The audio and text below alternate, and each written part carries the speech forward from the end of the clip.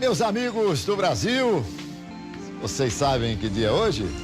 Hoje é sexta-feira, hein? Chegou a sexta-feira, maravilha, maravilha. Mas temos que gostar de todos os dias da semana. E nós estamos chegando com o nosso Visão Geral de hoje. Meus amigos, não desistir é dar o primeiro passo rumo à superação da sua dificuldade. E cada cicatriz que você tiver será a confirmação de que uma ferida foi curada. Cicatrizes são marcas de superação que só um verdadeiro guerreiro possui. Acredite na sua capacidade de superação e não se esqueça que quanto maior for a dificuldade, maior será o seu fortalecimento e aprendizado. Com essa mensagem nós começamos a sexta-feira de hoje e eu vou entrevistar aqui Ariel Caim, diretor municipal de comunicação e tecnologia da informação de Olambra. Que prazer recebê-lo aqui. Aliás, é a segunda vez, mas dessa vez nós vamos conversar no ar. Tudo bem? Tudo prazer bem. recebê-lo, viu, querido? É um prazer estar aqui com você.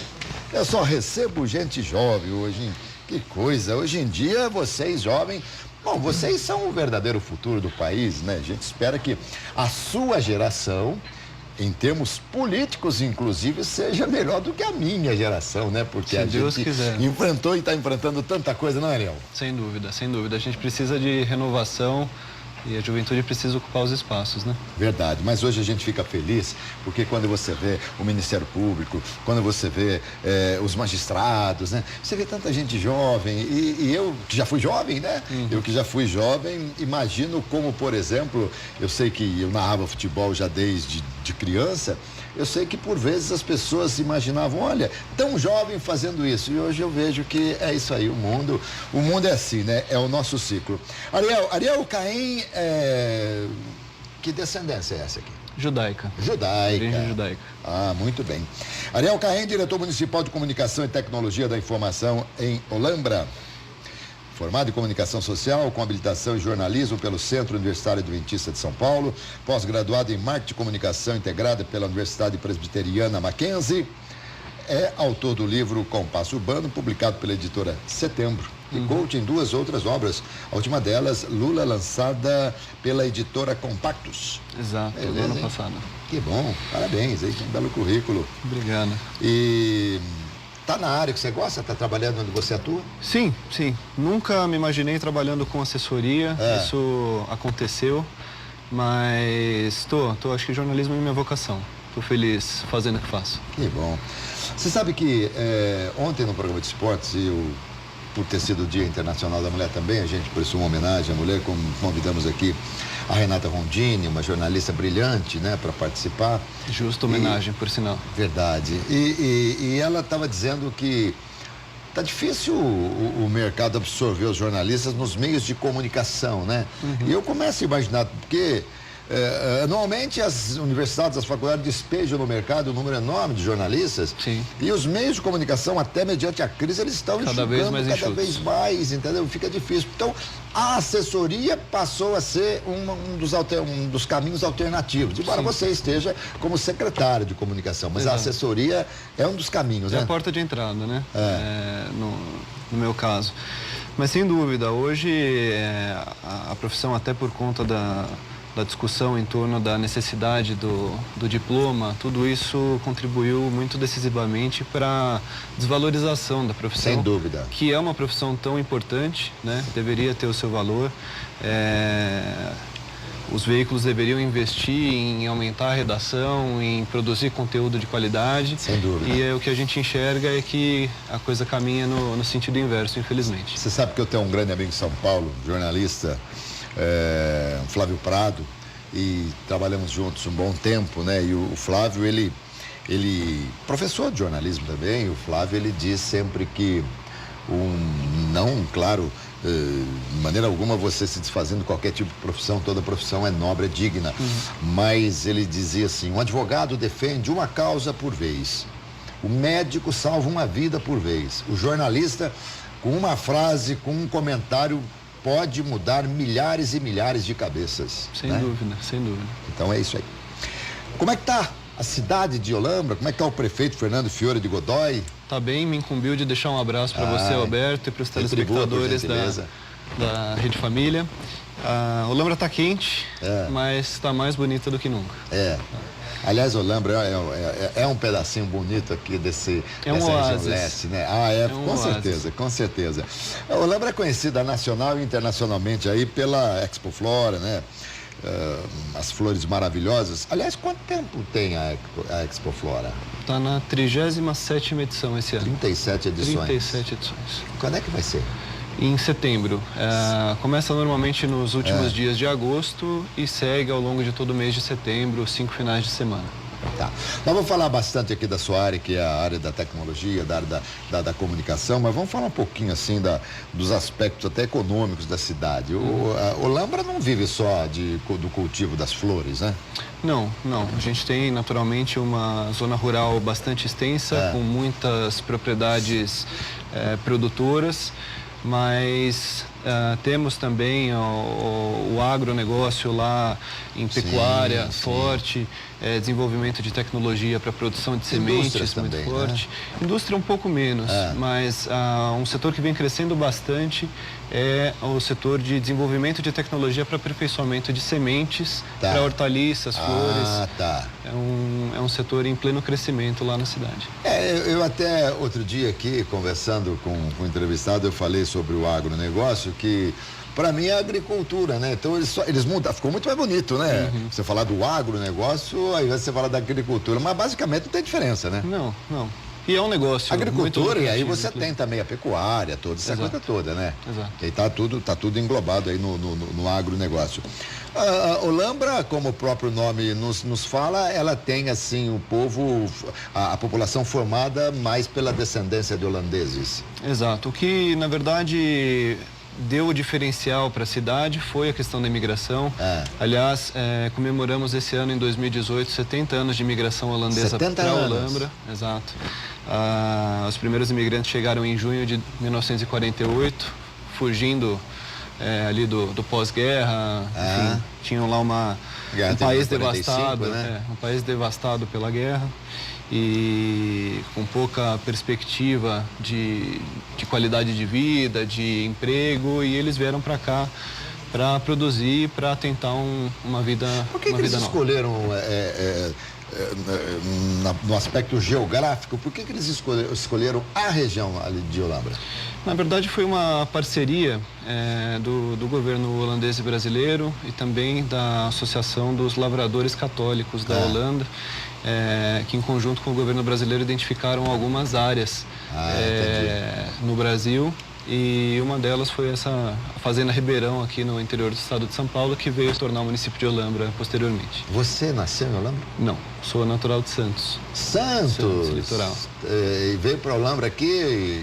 Você mora em Olambra? Moro em Olambra há 10 anos, vim de mudança com a família e me apaixonei pela cidade e hoje não troco. A calmaria do interior, a qualidade de vida. Olambra é uma cidade com indicadores... E olha, interessante. Você completamente fora da curva. Com 19 anos. Com 19 anos. Bom, primeiro que você estava em Santos, Caiçara, né? O cara devia torcer pro Santos. São Paulo. São Paulo, olha, São Paulo. O seu treinador acabou de cair hoje. Pois é. Dorival Júnior foi demitido hoje. Mas, e você, porque Santos, eu trabalhei um bom tempo em Santos fazendo programa de televisão também, e Santos é uma cidade agitada, até pela população flutuante que tem, não é? Sim. E de repente você sai de Santos para Olambra, é uma diferença brusca. Inicialmente o impacto foi grande, mas a gente percebe quase imediatamente que Olambra proporciona coisas que cidades grandes não proporcionam, entendi. né?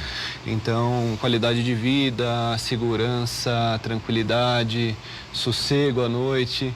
E, ao mesmo tempo, a gente está próximo de Campinas, está próximo de São Paulo, então não fica muito longe do barulho também. Ariel, me perdoe a ignorância, eu deveria saber, mas antes de se tornar Olambra, antes de se emancipar, Olambra pertencia a qual município? 4 municípios, na verdade. Os municípios de Jaguariúna, Santo Antônio de Posse, Arthur Nogueira e... Tá o bom. quarto eu vou ficar devendo para você. Não tem problema. E quando é que se emancipou? Quanto tempo de emancipação? Você sabe, 27 anos. 27 anos de emancipação. 1991. 7 de outubro. O Gemini não tinha nenhuma participação dali em Olambra, não, né? Não, é vizinha, mas eu acho que não era uma das... Sim, a vizinha, eu sou de lá, eu sou de Mojimirim. Eu, vez ou outra, vou para Mojimirim, passo ali no Olambra. Quando não, a gente entra para a gastronomia que tem em Olambra, uma coisa assim maravilhosa, né? Hoje, Olambra tem uma população de quantos habitantes? 14 mil habitantes. 14 mil habitantes. É uma cidade pequena, né? Sim, sim. Ela é pequena do ponto de vista populacional, mas é uma cidade grande em termos de projeção, em termos de importância, sobretudo no setor do turismo no estado de São Paulo. De vez em quando vem um holandês morar em Olambra, não? Sim, sim. Ainda vem? Ainda vem. Tem muitas famílias ainda, muitos descendentes, então esse intercâmbio ele é ainda permanente. E lá se fala, por exemplo, nas escolas, se fala holandês também? Se ensina holandês na escola? Não.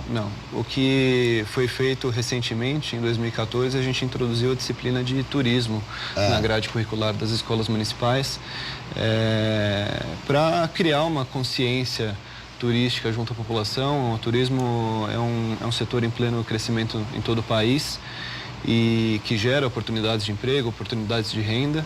E a nossa intenção é criar essa consciência desde cedo nos moradores para que eles façam do turismo uma oportunidade e um meio de vida. Bom, a Expo Flora é indiscutivelmente o ápice do turismo, né, em Olambra. A gente vai falar dela já também, mas o que mais há de opção de turismo? Gastronomia também? Vocês têm turismo rural também, não? Sim, turismo rural. A gastronomia é muito forte, como você muito bem colocou. É um chamariz.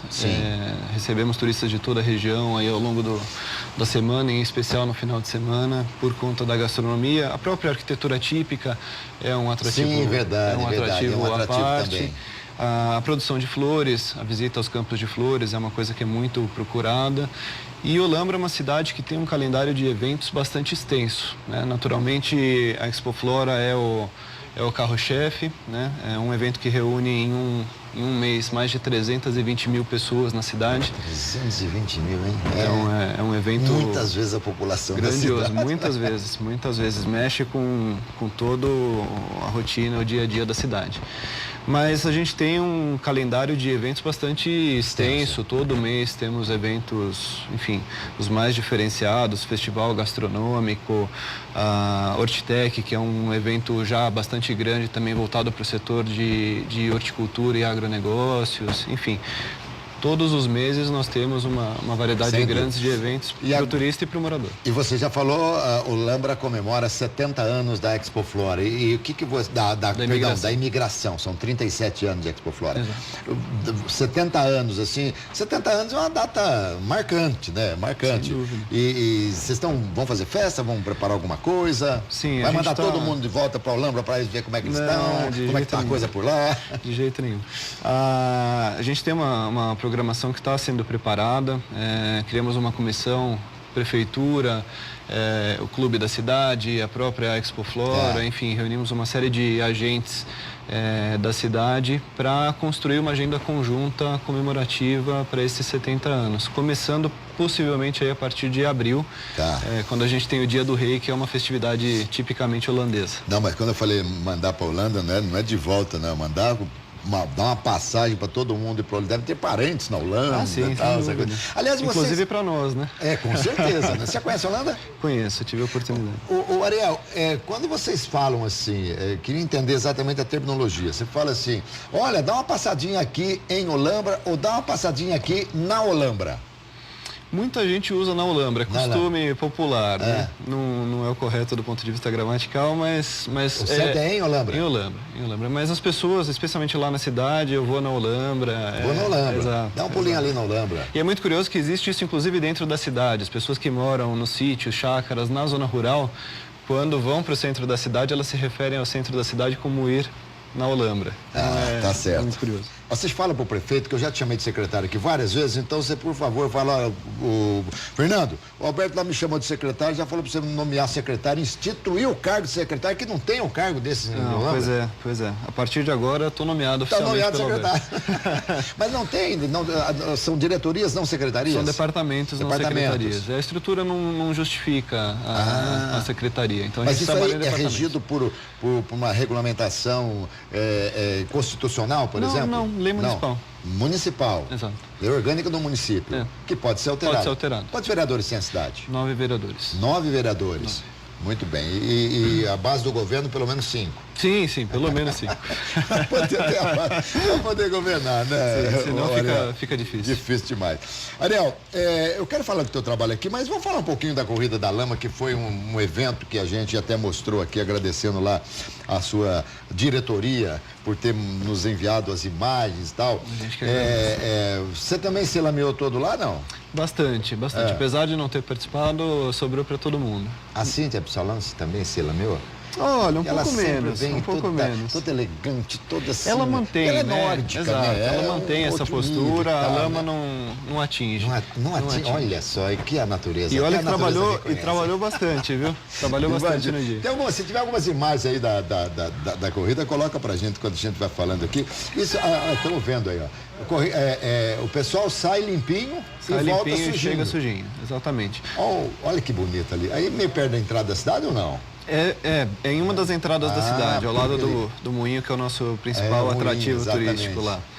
Mas foi uma corrida extremamente divertida, tivemos em torno de 250 participantes. Foi uma retomada, na verdade, a primeira edição em 9 anos, mas já deixou sinais claros que volta muito mais forte no que vem. Então vai fazer mais parte mesmo do calendário, né? Sim, sim. Muito bem. Voltou para ficar.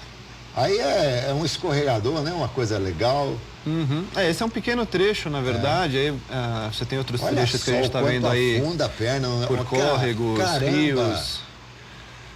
Olha aí. Precisa ter coragem. Não, precisa ter coragem, né? Não pode ter nenhuma frescura, né? Porque não tem jeito, vai se lamear todo mesmo. E algum preparo físico, porque também, né? cansa muito mais do que uma corrida tradicional. E a trilha toda preparada, mas com todo apoio, né? Se alguém de repente precisar de alguma assistência ali, tá todo mundo para dar assistência, Sim, né? imediatamente. Eu não vou, será que eu vou conseguir te ver? Não, né? Você não correu? Não, eu estava atrás da câmera nessa hora. Só coordenando ali. Muito legal. Distribuição de prêmios pro pessoal que ganhou e tal. Não, foi uma bela festa e movimentou, além dos participantes, movimentou toda a cidade. A gente tinha um número bastante expressivo de pessoas assistindo, familiares acompanhando os atletas. É uma festa assim, que mobiliza a cidade mesmo. Bom, uma pergunta que eu acho óbvia a resposta, né? Mas eu tenho que fazer. Depois tem um lugar para o pessoal tomar banho ali. Sim. A gente criou uma estrutura logo ao lado da chegada, com diversos chuveiros, aí tá mostrando, inclusive. Para que todo mundo pudesse tomar banho e tirar a sujeira não é do só corpo. cara em forma, não, né? Tem um ali que tá bem em forminha de pera também, né? Pois é para todo mundo. Que legal, mas que show. Parabéns. Eu gostei demais. Aliás, foi sobre esse evento que a gente conversou, a gente divulgou aqui um pouquinho no nosso RF Sport Clube, né? Até você esteve aqui, mas ficou também atrás das câmeras. Sim, esperamos você na próxima edição, todo sujo de lama também. Sem dúvida, porque já vi um cara em forma de pera, mais um não vai fazer diferença nenhuma. Dá para todo mundo. E vou me preparar. Falar um pouquinho do seu trabalho. O que faz o diretor de comunicação numa prefeitura?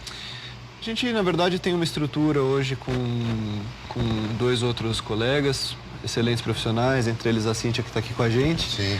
O principal papel do Departamento de Comunicação é construir uma ponte entre a administração pública, entre o gestor público e a comunidade. Esse é o nosso grande desafio, né?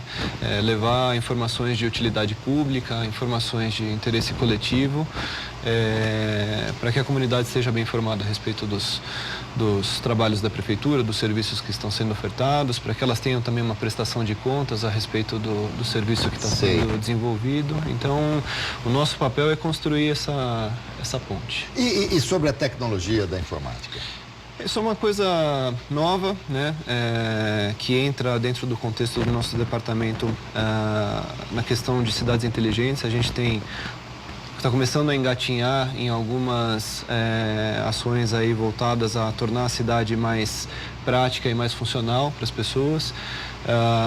Então, o Departamento de Tecnologia de Informação vai desde monitoramento por câmeras de vídeo, dando auxílio para a Guarda Municipal, até funções mais básicas como a manutenção dos sistemas da prefeitura como um todo. Falar em sistema, a cidade está integrada no sistema de integrado de monitoramento da região metropolitana. Isso. Sim. Isso aí minimiza cada vez mais e facilita cada vez mais o trabalho no sentido de se evitar um mal maior em determinados momentos na cidade, né? Sim, de um lado você coíbe a ação criminosa e de outro você proporciona ferramentas eficazes de investigação para a polícia. Né? Então, nesse sentido, funciona bastante. A cidade tem índice de violência aceitável? Como é que é? Ela está entre as 120 cidades mais seguras do Brasil. Tá. Então, tem um índice de segurança, assim, invejável, se pensarmos aí na realidade do Brasil, que a gente vê todos os dias no noticiário. Olambra também, nesse quesito, é um oásis. Mas a vigilância ela tem que ser permanente. A gente está inserido numa região metropolitana, não está imune a esse tipo de atividade. Aumenta por ocasião da Expo Flora? Acho que é natural, porque aumenta o número de pessoas. Não, mas curiosamente não. Não. Mantém um padrão. Quem vai para ver flor não vai para ver outra coisa que não seja bela também, né? A gente imagina dessa forma. E ainda voltando à UTI, né? A tecnologia da informática, vocês têm aplicativos? A cidade tem aplicativos? Como é que funciona isso? Sim. A gente trabalha, na verdade, hoje com um único aplicativo de gestão colaborativa, que também diz respeito à questão da comunicação. O prefeito Fernando é um cara bastante progressista nesse sentido, né? Ele tem um entendimento de que o diálogo permanente com a comunidade é fundamental para que a prefeitura tenha condições de desenvolver um trabalho adequado e à altura da expectativa das pessoas. Então, nós aderimos já há 3 anos a uma ferramenta chamada Colab, que é uma ferramenta premiada no Brasil e fora do Brasil, que é uma ferramenta de gestão colaborativa, ou seja, o morador que eventualmente encontra um buraco na rua de casa, ele pode fotografar esse buraco, encaminhar para a gente. Recebemos em tempo real, damos andamento às chamadas, então é um canal de comunicação oficial bastante eficiente. Muito bom isso aí. Para a gestão. Tem algumas cidades que também tem esse aplicativo, mas o cara fotografa um buraco e vê uma mensagem: não temos mais memória. Porque tem tanto buraco, Aliás, é o seguinte, as chuvas, só que tem um detalhe que eu acho muito interessante, né? Por que é que você, vez ou outra, quando sai do país, você vai aos Estados Unidos, por exemplo, que é um país aqui que recebe muito brasileiro, o asfalto está sempre bonito, está sempre lindo, aquelas estradas maravilhosas. É a qualidade do asfalto. Aqui a gente faz sabendo que você tem que recapear isso aí anualmente. Às vezes eu até acho que as prefeituras não sobreviveriam sem as chuvas, porque pelo menos tem uma desculpa. Olha, as chuvas que chegaram. É verdade. Infelizmente, esse é um dos muitos problemas que a administração pública como um todo no Brasil enfrenta, né? Em Olambra, felizmente, a questão dos buracos ela é um pouco mais tranquila. A gente tem uma cidade em que a malha asfáltica está em ordem, infelizmente. E as redes sociais também ajudam hoje em termos de administração? Claro que a gente está falando do que é real, nada de fake news, esses negócios todos. Mas esse é um debate importante, né? Lá a gente procura, em Olambra, dar prioridade aos meios oficiais de comunicação da prefeitura. A gente tem um entendimento de que aquelas pessoas que querem efetivamente contribuir, encaminhar uma sugestão, uma crítica construtiva, uma reclamação, ela encontra nos meios oficiais de comunicação da prefeitura o caminho mais curto, inclusive para ter uma solução, para ter uma resposta para uma eventual sugestão. Mas, naturalmente, a gente não pode ser indiferente às redes, enfim. E, de um lado, elas certamente contribuem. Nós monitoramos as redes, a população está conectada permanentemente hoje em dia com celulares, enfim. E é impossível você ser indiferente a esse fenômeno. A gente precisa acompanhar e muitas vezes ajuda a gente a identificar problemas com mais agilidade também. Ariel, se você puder falar um pouquinho dos bastidores, como é que funciona, por exemplo, todo o discurso que o prefeito vai fazer passa pelo crivo da diretoria de comunicação, pela assessoria e tal? Não necessariamente, não necessariamente. O Fernando, no caso específico de Olambra, ele tem um perfil independente, ele é um cara que tem um preparo, ocupou a presidência do Conselho de Desenvolvimento da região metropolitana de Campinas já no seu segundo ano de mandato, ocupou a presidência da APRECESP, que é a Associação das Prefeituras de Cidades Estância do Estado de São Paulo, representando 70 cidades. Então, ele tem autonomia, tem independência e a palavra é dele. Tá, né? A gente oferece naturalmente o suporte quando necessário, mas a palavra final naturalmente é do prefeito. Agora, a assessoria, vez ou outra, é obrigada a pagar algum incêndio, né? De vez em quando, Sim. De vez em quando, as coisas chegam num determinado grau que a autoridade maior que tem, os assessores, se vê assim numa situação meio desconfortável e fala, bom, passo aqui para a assessoria vai ver, e aí, ó, vocês que se virem. Quando o problema bate na porta, normalmente é a nossa. Ah, é verdade. Mas isso faz parte, né? Todo mundo só está sujeito a erro quem está fazendo alguma coisa, né? Então, naturalmente, quando surgem questionamentos ou eventuais apontamentos por parte da população ou dos veículos de imprensa, a gente atende com naturalidade, porque é para isso que a gente está lá. E é FAAGROS? FAAGRO, perdão. Em plena atividade? Sim, completou os primeiros 6 meses de vida, agora no final do ano. É a faculdade, né? Primeira faculdade das flores do Brasil. Tá. Como eu disse anteriormente, Olambra vem se destacando não só pela produção de flores, mas pelo desenvolvimento de tecnologias de aperfeiçoamento de sementes, de alteração genética de flores. E a intenção, a partir da vinda da faculdade, foi que esse conhecimento que é gerado na cidade seja levado para outras localidades, né? Que Olambra seja, de fato, um polo referência em conhecimento nessa área de agronegócios. Quando há exposição na Expo Flora, existe, assim, um número gigantesco que seja divulgado no sentido de mostrar a grandiosidade, tipo, sei lá, quantas variedades de flores, alguma coisa assim? Sim. A Expo Flora é uma festa de iniciativa privada, né? Tem naturalmente o apoio do poder público, mas é uma... ela não é da prefeitura? Não é da prefeitura. Então, mas há naturalmente um trabalho de divulgação de tudo isso. A Expo Flora, na verdade, lança tendências, novas variedades de flores que são trazidas ou do exterior ou que são produzidas aqui a partir dessas modificações genéticas, são lançadas na Expo Flora. Então, a Expo Flora é uma vitrine desse setor. Vem muita gente da Holanda para cá, nessa época? Não, nessa época não necessariamente. A gente tem, naturalmente, por conta da proximidade das famílias, mas não é um fenômeno específico da Expo Flora. Bom, vamos lá. O que é o projeto CEO Legacy? CEO's Legacy é um projeto que nós estamos começando a desenvolver agora, em parceria com a Fundação Dom Cabral, que é uma escola de negócios reconhecida aí por todo o país, com o objetivo de melhorar indicadores e preservar os bons indicadores apesar da administração, ou seja, tornar os indicadores da cidade um patrimônio das pessoas e não necessariamente de uma administração. Tá certo. E quais são as pessoas envolvidas nesse projeto? A gente tem formado uma comissão com representatividade da sociedade civil. Temos 5 presidentes de grandes empresas envolvidos, 6 envolvidos diretamente com esse trabalho em Olambra. E naturalmente a administração pública e a Fundação Dom Cabral. E a população, né? Sim. Também. Sim, todo mundo envolvido, né? A intenção é fazer um trabalho... Eles procuraram Olambra, na verdade, partiu da Fundação Dom Cabral por conta dos indicadores. Eles têm a intenção de fazer um trabalho que seja modelo para outras cidades brasileiras. E Olambra, por já ter bons indicadores, eles entenderam que o desafio maior é preservar bons indicadores e não melhorar indicadores que vão mal, porque aí, enfim, pequenas ações já trazem bons resultados. E quando as coisas estão caminhando bem, é mais difícil, o desafio é maior.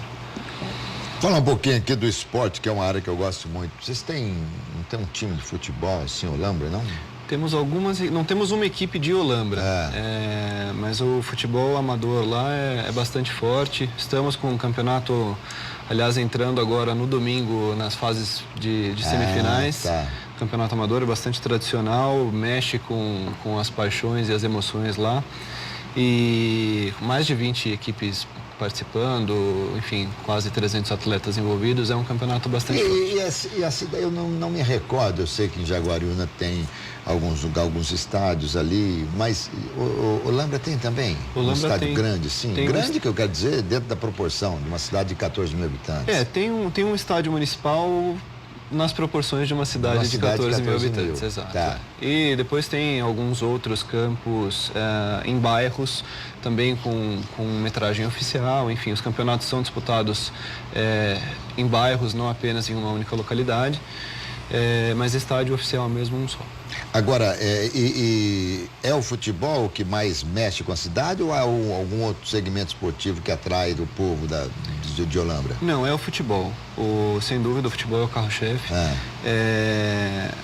Houve uma preocupação, desde o início do mandato do Fernando, de se proporcionar para a população outras alternativas de práticas esportivas, para quem não necessariamente gosta de futebol. Então, introduzimos a Corrida do Rei, por exemplo, que é uma prova de pedestrianismo que acontece em abril, que é bastante Por que do forte. Porque ela é realizada no dia em que se celebra o Dia do Rei. Dia 6, dia 5 de janeiro. Final de abril, último domingo de abril. Dia de Rei? Dia do Rei. Dia do Rei. É uma festividade tradicional holandesa, na verdade. Tá, tudo bem, tá certo. Que nós replicamos aqui. O Dia do Rei em si é uma festa muito bonita, especialmente para quem vem de fora, para Olambra, para conhecer, enfim, a tradição, a cultura holandesa, as danças folclóricas, a gastronomia. É muito legal, é uma festa muito bonita. E a gente agregou ao Dia do Rei a Corrida do Rei, que é uma prova de pedestrianismo pelos principais cartões postais da cidade, que termina na festividade do Dia do Rei.